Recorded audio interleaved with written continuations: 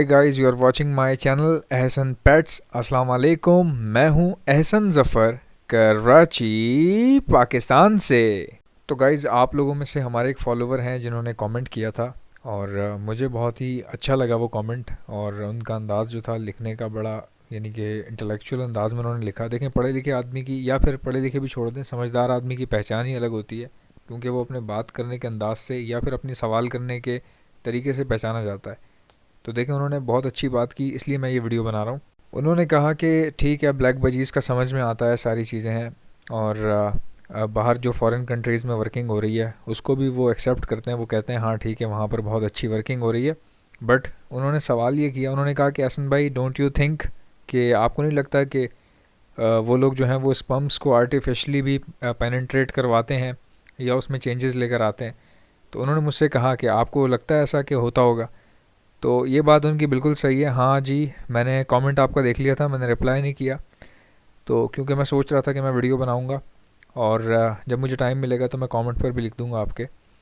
अच्छा, ये बात बिल्कुल सही है इन भाई की कि ये लोग जितने भी अंग्रेज़ हैं ये स्पम्स के साथ छेड़छाड़ भी करते हैं आर्टिफिशली। ठीक है, ये बात बिल्कुल सच है। और जितनी अच्छे तरीके से म्यूटेशन से अंग्रेज़ खेलना जानते हैं, शायद ही कोई जानता हो, क्योंकि ये लोग एक्सपेरिमेंट्स में माहिर होते हैं, बहुत तेज़ होते हैं चीज़ों को क्रॉस ब्रीड करवाते हुए, या फिर स्पम्स की जो स्टडी होती है उसमें ये बहुत आगे हैं हम लोगों से। सबसे पहले जो जितनी आर्टिफिशियल ब्रीडिंग जो है वो सारी जितनी भी वर्ल्ड में शुरू हुई, वो सब ये अंग्रेज़ी करवाते हैं और इन्होंने शुरू की थी। तरीके सारे इनको पता थे और किसी को इतना पता भी नहीं है। अच्छा, ये आर्टिफिशियल ब्रीडिंग जो होती है ना, मैं आपको बताता हूँ बजीज़ की कैसे होती है। चाहे वो कोई भी म्यूटेशन हो या जो भी मसला हो, कोई भी एग्जीबिशन हो या ब्लैक बजीज़ हो या जो भी हो, देखें, आर्टिफिशियल ब्रीडिंग का मतलब ये होता है कि पेयर लगा नहीं था। ठीक है, पेयर लगता है, उसके बाद उनकी बॉन्डिंग होती है, साथ बैठते हैं, बॉक्सेस में जाते हैं, फिर आहिस्ता आहिस्ता वो क्रॉसिंग करते हैं। ये होती है नेचुरल ब्रीडिंग होती है। ठीक है, और आर्टिफिशियल ब्रीडिंग में क्या होता है कि बर्ड का पेयर लगा ही नहीं है। ठीक है, पेयर ही नहीं लगा, वो अभी आपने ला के आज ही छोड़े, मिसाल के तौर पे। ये लोग क्या करते हैं कि इनके पास ऑलरेडी जो बॉन्डेड पेयर्स होते हैं, जो पहले से ब्रीड कर रहे हैं, वो तो कर ही रहे हैं, लेकिन कोई भी रेयर बजीज़ जो ये लेकर आते हैं, अगर उस कोई एक मेल इनको मिल जाता है तो ये क्या करते हैं कि आर्टिफिशली जो है वो उनके स्पर्म्स कलेक्ट कर लेते हैं। ठीक है, मेल के।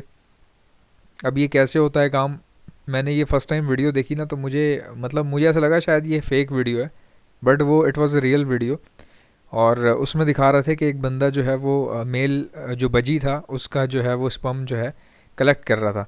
अब देखें, जानवरों में तो समझ में आता है, जैसे घोड़े हो गए, बिल्ली हो गई, या जितने भी लायंस हो गए, जितने भी जो मैमल्स हैं, जो एनिमल में मैमल्स होते हैं, यानी कि जो बच्चों को दूध पिलाते हैं अपने, इस तरह के जानवरों का स्पर्म कलेक्ट करना कोई इतनी बड़ी बात है नहीं। क्योंकि मैंने काफ़ी लोगों को देखा है कि वो डॉग्स की जो ब्रीड करवाते हैं, डॉग्स के स्पर्म जो हैं वो अपने पास कलेक्ट करके फिर उनको सेल करते हैं, फ्रीज़ कर लेते हैं, उसके ख़ास टेम्परेचर पे किट के अंदर रखा जाता है स्पर्म्स को। और हमारे यहाँ क्या होता है कि ईद के दिनों में, बकरा ईद में जो बकरों की कुर्बानियाँ होती हैं या बैल की कुर्बानियाँ होती हैं, जितने भी बैल गाय जो होती हैं, तो यहाँ पे कैटल में जो ब्रीडिंग चल रही है ना, वो इसी तरह होती है कि जो मिसाल के तौर पे ऐसी बुल्स हैं, अमेरिकन बुल्स हैं या ऑस्ट्रेलियन बुल्स जो हैं, उनके जो ज़ाहिर है वो जहाज़ में यहाँ नहीं आती पाकिस्तान। याद रखें, कोई भी अमेरिकन बुल या कोई भी ऑस्ट्रेलियन बुल जो आप देखते हैं पाकिस्तान के अंदर, वो भाई वो जहाज़ में रख के या किसी शिप में लोड होके नहीं आती। इतनी दूर आने का फ़ायदा नहीं है, इतने बहुत ज़्यादा महंगी पड़ जाती हैं। ठीक है, तो पाकिस्तान तो ख़ुद एक मीट एक्सपोर्टर है एक तरह से, अगर देखा जाए तो होता क्या है कि जितने भी बड़े ब्रीडर होते हैं ना ऑस्ट्रेलिया में, ऑस्ट्रेलिया जो है ना वो गाय के हिसाब से या काउज़ वगैरह के हिसाब में, या जितने भी कैटल एनिमल है ना, ऑस्ट्रेलिया उनमें बहुत आगे है कैटल एनिमल में। तो वहाँ के बुल्स भी बहुत मशहूर हैं। दुनिया में सबसे ज़्यादा जो अच्छी अच्छी मिकदार में कम जानवरों से सबसे ज़्यादा दूध लेने वाला जो मुल्क है वो ऑस्ट्रेलिया है। तो ऑस्ट्रेलियन बुल्स का क्या होता है कि वो जो आप पाकिस्तान में देखते हैं, बेसिकली होता ये है कि वो स्पर्म जो है ना, यहाँ से पाकिस्तानी ब्रीडर जो हैं ख़रीदते हैं उनसे। ठीक है, ऑनलाइन उनसे ख़रीदते हैं, और वो स्पर्म फिर क्या होता है, कार्गो के ज़रिए जहाज़ में आते हैं, और वो स्पर्म जिस किट में होता है ना, वो एक पूरी किट होती है, उसके अंदर पता नहीं बर्फ़ वर्फ़ डली होती है या उसका टेम्परेचर होता है ख़ास, उसमें वो किट में जो है वो आते हैं। अच्छा, स्पर्म्स का टेम्परेचर ख़ास होता है हर एनिमल की बॉडी के हिसाब से, उसको टेम्परेचर जो है सेट करके भेजा जाता है, क्योंकि अगर ज़रा सा भी टेम्परेचर कम हुआ या बहुत ज़्यादा भी हो गया तब भी वो ख़राब हो जाएंगे, वो बिल्कुल एक्सपायर हो जाएंगे स्पर्म्स जो हैं। अगर कम हुआ तब भी वो ज़ाया हो जाएंगे। तो ज़ाया होने से बचाने के लिए ख़ास टेम्परेचर पे उनको रख के लाया जाता है, फिर यहाँ ला के वो इंजेक्ट कर दिए जाते हैं, किसी भी फ़ीमेल गाय के अंदर स्पर्म को इंजेक्ट कर दिया जाता है, और फिर कुछ टाइम बाद वो प्रेग्नेंट हो जाती है। उसके बाद फिर जब वो बच्चा देती है तो वो बच्चा वही होता है जो आपने स्पर्म जिस बुल का मंगवाया होता है, ठीक है। इसी तरह बर्ड्स में, मैं आपको बुल्स की बात क्यों कर रहा था, बर्ड्स के बारे में समझाने के लिए कि मैंने बुल्स में देखा था, मैंने कुत्तों में भी देखा है कि कई लोग जो हैं स्पर्म कलेक्ट करते हैं और it is very easy to collect sperms because वो इजैकुलेट करवाते हैं उनको मशीन्स के थ्रू, या फिर कुत्ते तो खैर खुद ही इजैकुलेट करना शुरू कर देते हैं जब उनके आप जो ना उनके जब स्पर्म कलेक्ट करते हैं उस जगह पे जब रखते हैं आप कोई भी जो पाउच होता है या जो भी चीज़ जिसमें स्पर्म कलेक्ट करने हैं, तो जो डॉग्स होते हैं वो तो खुद इजैकुलेट कर देते हैं। और हॉर्सेस में भी ऐसा ही होता है कि वो आर्टिफिशली इजैकुलेट कर देते हैं, किसी भी सामने उनके एक ऐसी बुल रखी जाती है, बट जैसे ही वो क्रॉस करने लगते हैं तो वहाँ सामने जो है उनके कोई ऐसा पाउच रख दिया जाता है जिसमें स्पर्म कलेक्ट हो जाता है। ठीक हो गया जी। लेकिन बर्ड्स में मुझे समझ में नहीं आ रहा था कि स्पर्म को, यानी कि ये लोग कैसे कलेक्ट करेंगे, बर्ड का स्पर्म कैसे कलेक्ट होता होगा, क्योंकि बर्ड का जो वेंट एरिया है वो तो बहुत छोटा सा होता है, और मतलब पता कैसे चलेगा कि स्पर्म आ भी रहा है कि नहीं आ रहा, तो मुझे समझ में नहीं आ पा रही थी। मैंने उस वीडियो में देखा कि स्ट्रॉ जैसी चीज़ बिल्कुल पतली सी, जैसे कोई बारीक टेस्ट ट्यूब हो ना, जैसे टेस्ट ट्यूब तो बहुत मोटी होती है, ये क्या कर रहे थे, स्ट्रॉ जैसी कोई चीज़ थी, जितना वेंट एरिया होता है बजीज का बिल्कुल उतनी जगह, उतनी ही पतली बारीक सी थी उनके पास। और वो पहले वो क्या कर रहे थे, बजी को पकड़ के, उनके हाथ में मेल था, मेल को उन्होंने पकड़ा और उसका जो वेंट एरिया था थोड़ा सा ट्रिम कर दिया ताकि उसका जो इजैकुलेशन है उनको फील हो सके।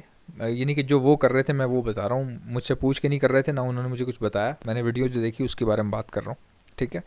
उन्होंने क्या किया, उसको उस एरिया को थोड़ा सा उन्होंने जो है ना, क्लियर नहीं था क्योंकि वो एग्जीबिशन बजी था तो एग्जीबिशन के बाल बहुत ज़्यादा होते हैं, तो उन्होंने ट्रिम किया उस जगह से, थोड़ा सा उसके बाल वाल काटे ताकि हमें वेंट एरिया नज़र आए।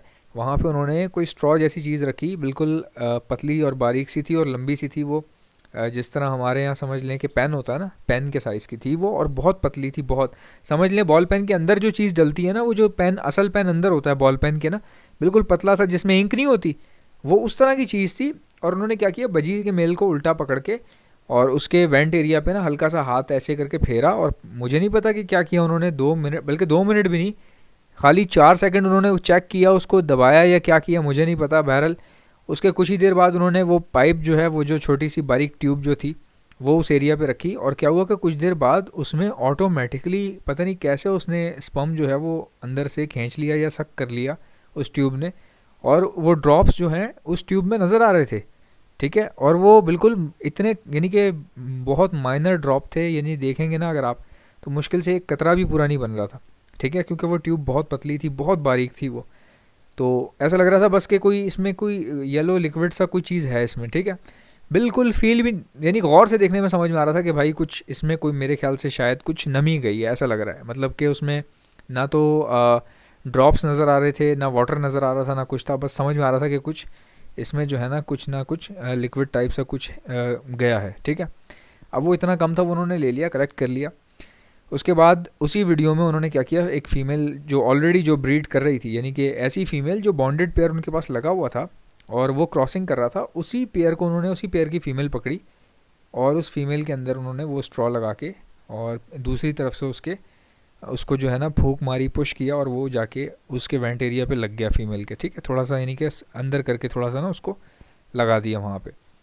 अब ना वो ये बता रहे थे कि ये जो फ़ीमेल है ये ऑलरेडी क्रॉसिंग कर रही है, इसने एक बार करवाया है क्रॉस अपने मेल से, तो हम क्या कर रहे हैं, इस बात का फ़ायदा उठा रहे हैं, जो हम रेयर मेल लेकर आए हैं उसका स्पर्म जो है निकाल के हमने इस फीमेल में डाल दिया, ताकि जब ये फ़ीमेल अंडे बच्चे देगी तो उसमें एक दो बच्चा, कोई एक आध बच्चा इसका भी होगा या सारे इसके होंगे, इस तरह से कुछ था। तो मुझे ना वो समझ में नहीं आई, मैंने कहा यार how is it possible.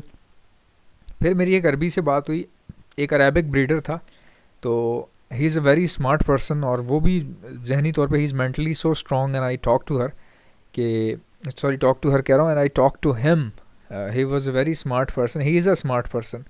So mentally जो है ना, वो ये इतना तेज़ बंदा है, इसने मुझे बताई सारी बात कि भाई ऐसे होता है यहाँ जो है ना, दुबई में भी कुछ लोग इस तरह से करते हैं, यानी कि बर्ड्स की जो ब्रीडिंग है वो इस तरह से भी करवाते हैं। और ना मैं आपको वीडियोस दिखा सकता हूँ, मैं आपको बता सकता हूँ सारी चीज़ें, ये कैसे होता है क्या नहीं होता, कि स्पर्म्स में छेड़छाड़ कैसे होती है।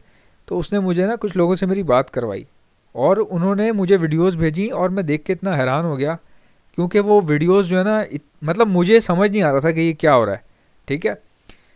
बहुत छोटी छोटी वीडियोस थी वो 30 सेकंड की या 1 मिनट की मैक्सिमम, उसमें वो दिखा रहे थे किस तरह से वो स्पर्म कलेक्ट करके उन बजीज़ की फ़ीमेल को अंदर इंजेक्ट कर देते हैं जो बिल्कुल ब्रीड करने वाली होती हैं या क्रॉसिंग करवाने वाली होती हैं या करवा रही होती हैं। तो वो इस चीज़ का फ़ायदा उठा के उनमें इंजेक्ट कर देते हैं ताकि जो बच्चा निकलेगा वो हमें रिज़ल्ट थोड़ा बहुत समझ में आ जाएगा। तो और ये डीएनए के साथ भी छेड़छाड़ करते हैं, अंग्रेज़ जितने भी हैं ना वो ये करते हैं। ये बात सच है बिल्कुल उन भाई की जिन्होंने कमेंट किया है ना, मैं आपकी बात को मानता हूँ।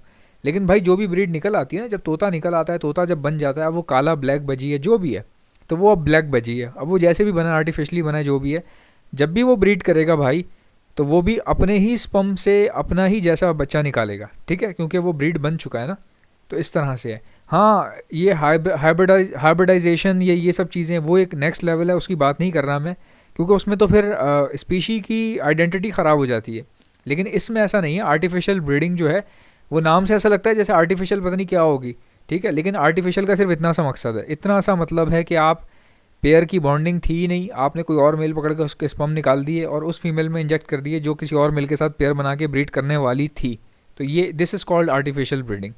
कभी भी ये मत समझिएगा कि स्पर्म को हाथ से जो है ना वो कॉम्बिनेशन बना के चेंज कर दिया जाता है तो ब्लैक निकल आएगा, ऐसा कुछ भी नहीं है।